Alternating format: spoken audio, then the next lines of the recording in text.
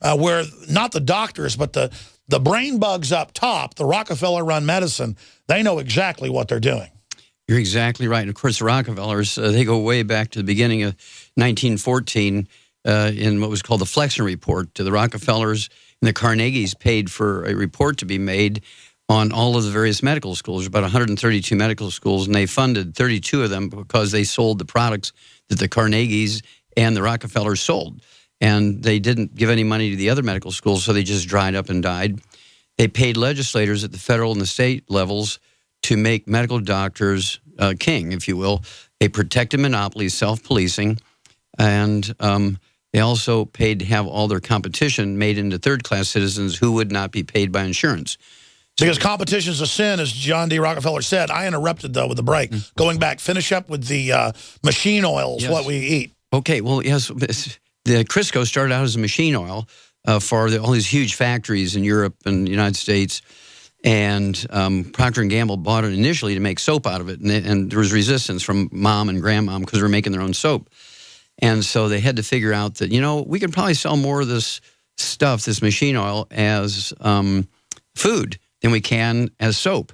And so they began to sell it as food. They got resistance again because grandma and mom had been using lard and cream and butter for centuries.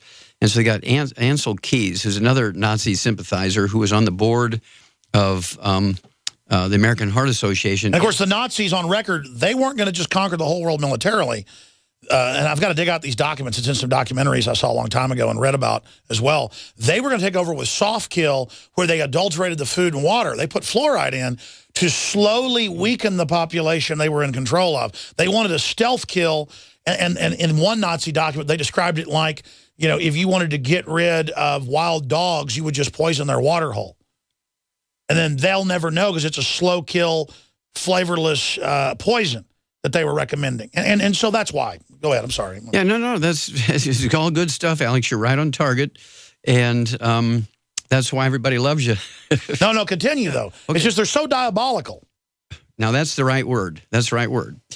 And so Procter & Gamble said, we can't sell it as soap. We can't sell it as a machine oil anymore because the main original guys who made it were selling it faster than they could.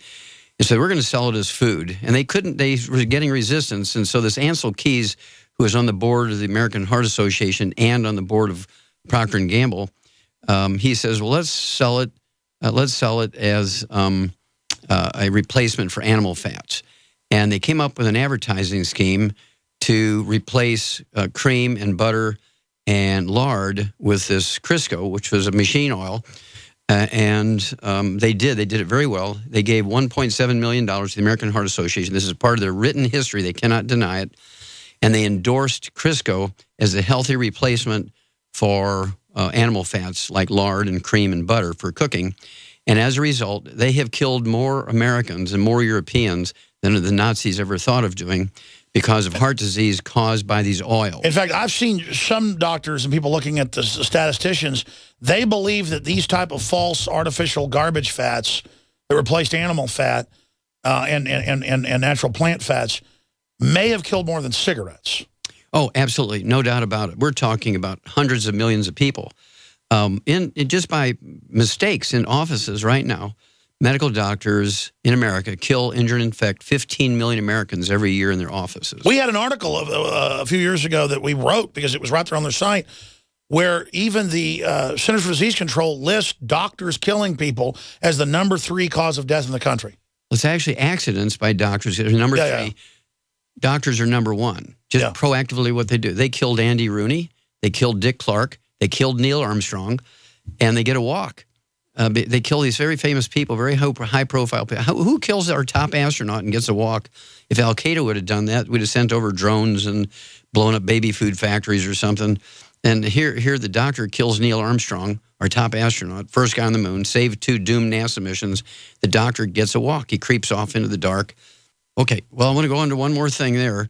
The theory that vegetable oils were healthier for you than animal fat. Yes, let's get into it. It was actually the thing that has killed more people than all the Nazis ever thought of, more than any cigarettes. And, of course, doctors just keep plodding on, even though the FDA came out in February of 2012, said get people off of cholesterol-lowering drugs. get their cholesterol back up. Cholesterol-lowering drugs increase your risk of Alzheimer's disease by 100%, type 2 diabetes by 52%, get them off of statin drugs, and doctors still give them. Well, the next theory that failed was the theory that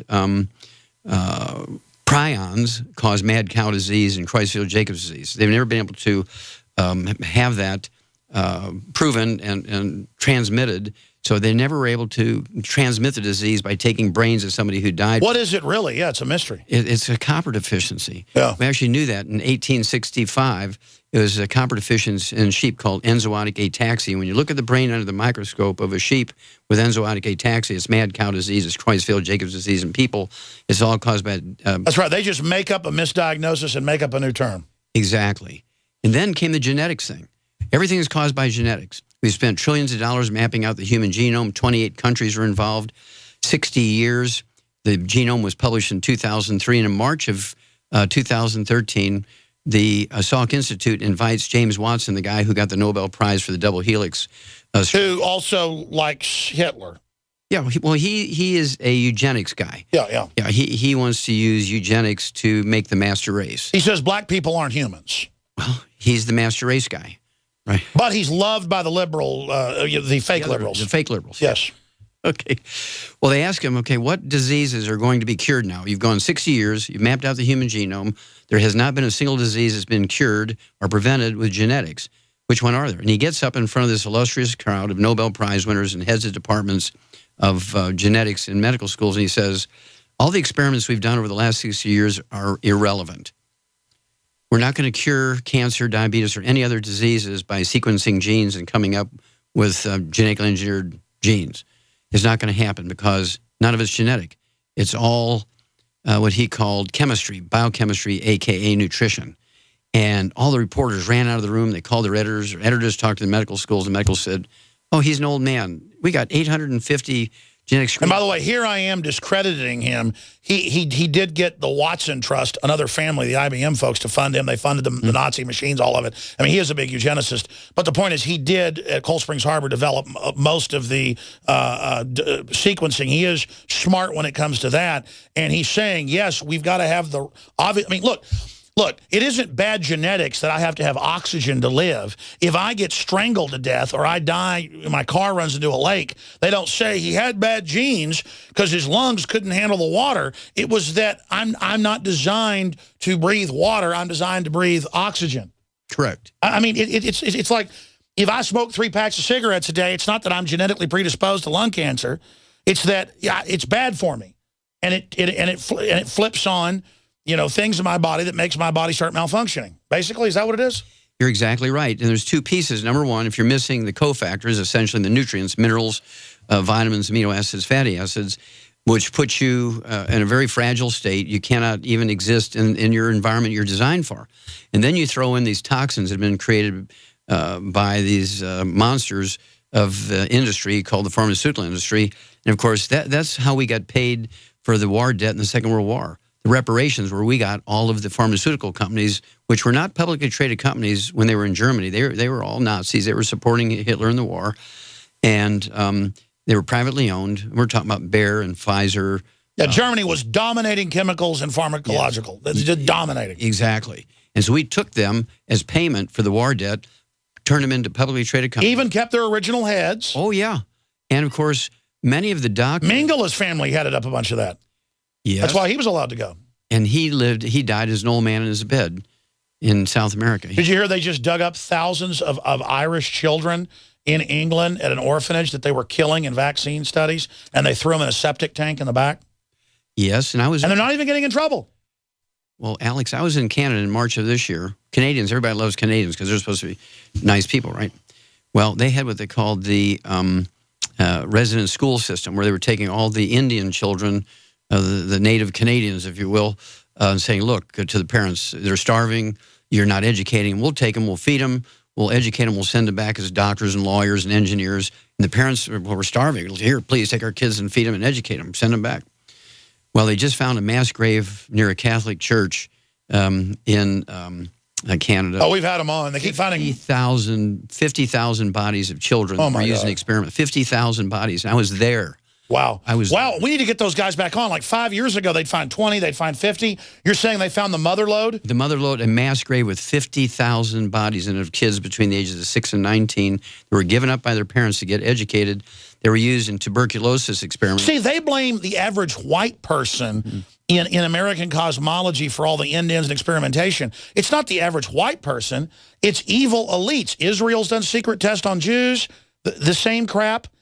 The Irish, with the British did it to the Irish kids. They do it to people here. They would do it with blacks because people wouldn't listen to them when they said that guy killed my baby.